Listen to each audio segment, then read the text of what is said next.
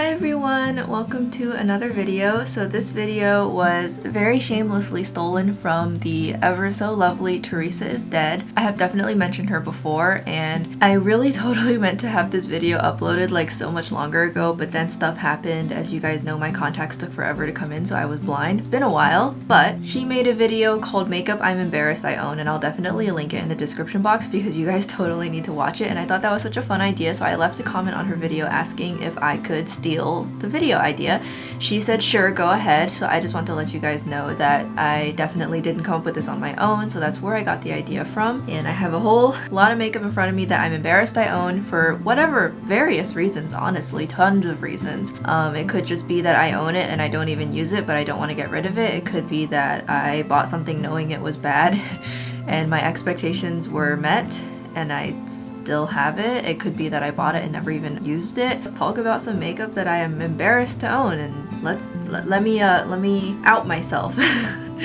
This is a no judgment zone, but you guys are totally welcome to judge me. Just, you know, comment away. These are gonna be in no particular order. I will say it is majority eyeshadow palettes because for the longest time I definitely had this habit of collecting eyeshadow palettes I didn't need. Back in the day when I was first starting to get into makeup, oh my god, I just went completely crazy. So, and I still have some eyeshadow palettes that even though I don't use them, for some reason, I just can't seem to get rid of them. First off, a whole stack of palettes from Morphe. Back when I was first getting into makeup, I didn't watch makeup YouTube. I had no idea what makeup YouTube was.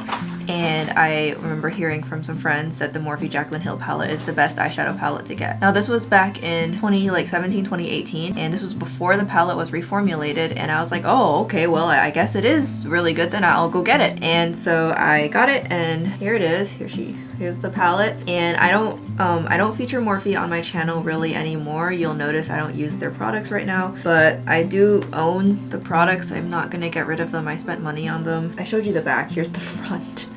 So what this looks like, you can see it's the original, and you can see I have some scribbles on the spine, and I even went through all the trouble of writing all the shade names using Sharpie so that I could see what the shade names were because I wasn't keeping the little card. So you can see that I have it, and I never ended up using it much because I got the Naked palettes like shortly after that and I like them a lot more, but just could never get rid of it. And then to top it off, you know, I did get the sister just because these colors totally spoke to my soul. I have it. I mean, yes, I bought it.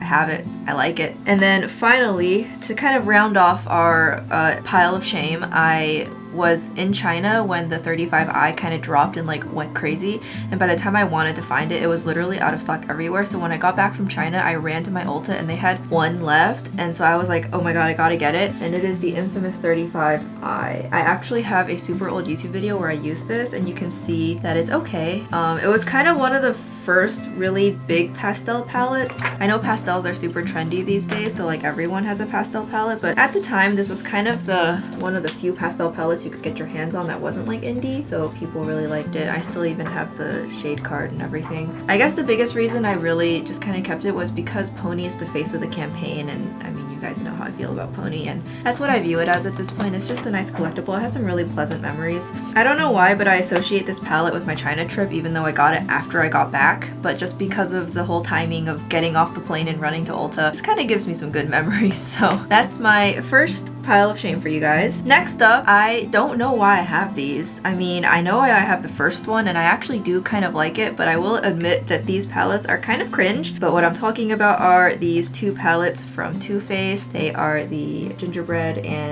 Spice and Pumpkin Spice eyeshadow palette. And here's what it looks like. I actually only ended up ever using it like a few times. It's kind of hit or miss with Too Faced, but I definitely enjoyed the time that I used it. It was really cute, and so when they announced Pumpkin Spice, I bought it on sale, but I've actually never touched it, so it is completely untouched. And to top it all off, I don't even drink pumpkin spice. I don't even like pumpkin, and I also don't drink coffee, so pumpkin spice lattes are just not something I've ever had. Why do I have this? I literally don't know. Just it's glued to me. It's glued to my collection, and I have it now. Now what I will say is definitely just like, I don't know why I did this and I don't know why I still have them, but I have 3 of the 4 Lorac Pro Palettes. I got these literally like 60 to 75% off at Kohl's. So I did not spend really much money on these at all. That's why I don't necessarily want to like be rid of them or anything, because it felt like I had to, like, if I wanted to be like a makeup person, am I even a real makeup user if I don't have a Lorac Pro palette? Like, that's kind of the feeling I had back then. This was like in 2018, so like this was back when these were still kind of relevant. So, you know, I have one, but no, these literally have never been used, or they've only been used once. So like these are in pristine condition. What am I doing? I don't know. So that's one. I skipped on 2 because 2 was super boring, but I do have 3, which kind of reminded me of like a better version of Naked 3. And then my favorite one of the bunch is definitely Pro 4, which definitely was kind of on that warm trend. It was not the same as Naked Heat at all, of course. I've never actually even used this, and looking at it, I'm gonna put this in my queue list because this is actually so pretty. But again, like, why? Why did I never use these? It's embarrassing. I mean, like, I'm outing myself, you guys. I'm outing myself as a makeup hoarder to you guys, and it's embarrassing. I mean, you know, kind of. I mean, I like having them, like, I like looking at them, I guess, but I mean, it's just like, why? And then finally, and this is definitely super relevant because I actually have her newest release coming in the mail, so like, judge me if you want, but these are both from Laura Lee Los Angeles, and I have used her eye brushes before. I've talked about them before. I really do like that brush roll, but these were on Nordstrom Rack for about 65% off, and that's when I decided to buy them because I thought, I mean, why the heck not? So again, I didn't pay full price for these either. So the first one is Cat's Pajamas. This is the one that is discontinued. You can't actually get this anymore. I maybe only used this once or twice. It's cute, honestly, but I can see why she discontinued it. Definitely not really super coherent. The branding is all over the place. Why is it called Cat's Pajamas? I mean, I got it mostly because of the name, but then I was like, wow, it's like not cat themed at all. So it was kind of like, okay. And then to top that off, I did get the Nudie Patootie because it was all discounted. I do not have Nudie 2. It didn't really interest me. Like, that's one of those, like, if it's on super sale, you know. But I did get this, and admittedly, her metallic formula is something else. It is actually super, super pretty. Mattes are mattes. Oh no! I lost a shade. Look, it fell out.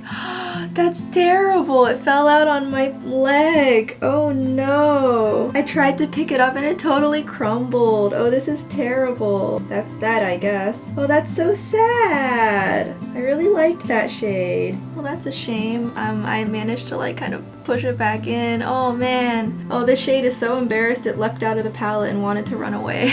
Okay, well, we're gonna close that. I will say the shade Nakey Nakey in the bottom right is a really great eyebrow shade, so I use it a lot for my eyebrows. Next, I have the Too Faced Cocoa Contour, and the reason I'm embarrassed to own this is because honestly, it's like, why? Here, you'll see the inside and you'll know immediately that, like, why do I have this? It's a contour palette. Why do I have this? Compare this to my skin. What do I use this for? What? These, like, the lightest two shades, these lightest two shades could theoretically work, but the undertones are wrong. I mean, what even are these for? A matte highlighter? What's the point of a matte highlighter? And then like this whole side, why do I have this side? I can use this as a blush actually. It's actually quite nice. But like look, just why do I have this? The undertones of this are just so wrong, and it's so firmly pressed that it's hard to get much pigmentation, and then you really have to work to blend it. I don't know why I still have this. I think it's because like this was one of the first ever makeup products I got, and despite people saying on Instagram that it's not good and the reviews kind of being super mediocre, I still wanted it anyways, and I just was stubborn. If the reviews are saying something, you listen, right? And this is not something I recommend, I will say. So I still hold on to it for the nostalgia, but yeah, why do I have this? Let's move on to some other products. As you guys know, Becca is closing, so pour one out for Becca. But they have a 25% off code that for some reason, or a 30% off code that for some reason works on their websites, like Becca X Octoly or something. You can find it if you look for it. But so I panicked and bought like way too much shit on Becca. Like really, I did, like just too much. I bought so many shades of highlighters, but I will admit I love their highlighters, so I'm not embarrassed to have all those. I will be glad to have them once the brand closes. But these guys, I did not need to buy these, and it's really embarrassing that I did, and that I just was so panicked that I bought these, because why do I have these?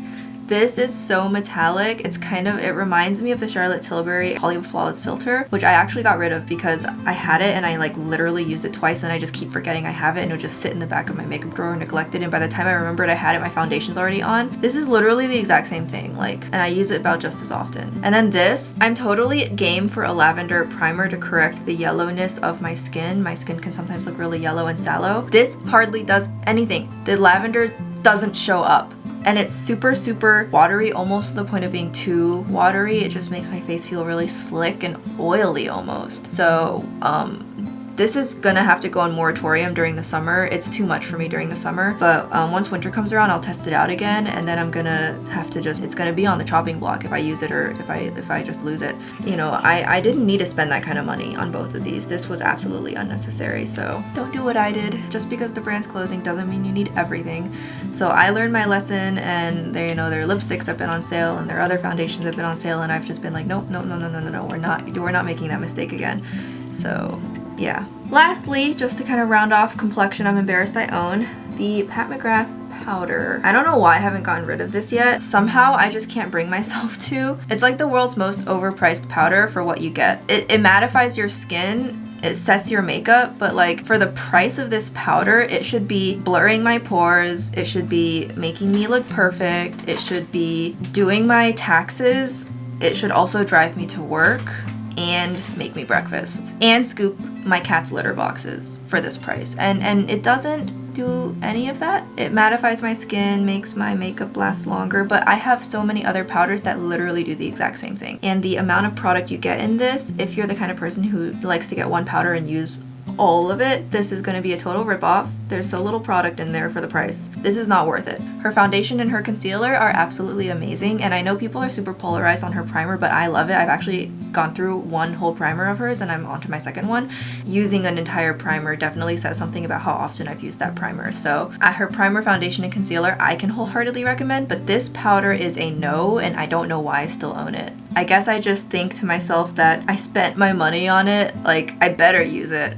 Like it's almost like I just want to hate pan it or something. And it's Pat McGrath Labs, it's luxury powder, it should be special. If you are looking for a luxury loose powder that actually makes your skin look good and maybe sometimes does your taxes, then I would highly recommend you look into the powder from Givenchy, Prism Libre Loose Powders. It's prettier too, like especially if you get the limited edition lids. This one is the normal color, comes with these colors, and I think they're cheaper, so I mean. As for other loose powders that I really like the Shiseido one. This is more radiant and it also kind of is a little bit pinky. I really like this a lot. And like, look, the packaging, so much prettier. Like I could throw this at somebody and I could really do some damage. I will say her under eye setting powder, the one with the infamously useless mirror. This one is really good. I like this one. I can recommend this one. And then if you like just want the most luxurious powder of your life that also can even make you breakfast and take you to work, then you should totally use the Chantecaille Perfect Blur.